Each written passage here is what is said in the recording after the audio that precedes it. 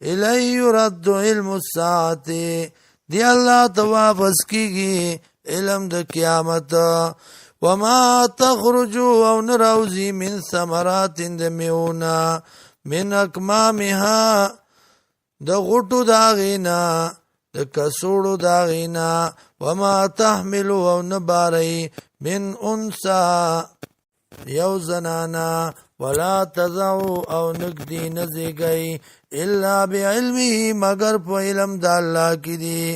و یوم او پاغر ازبانی ینادیم جواز بوشی دیتا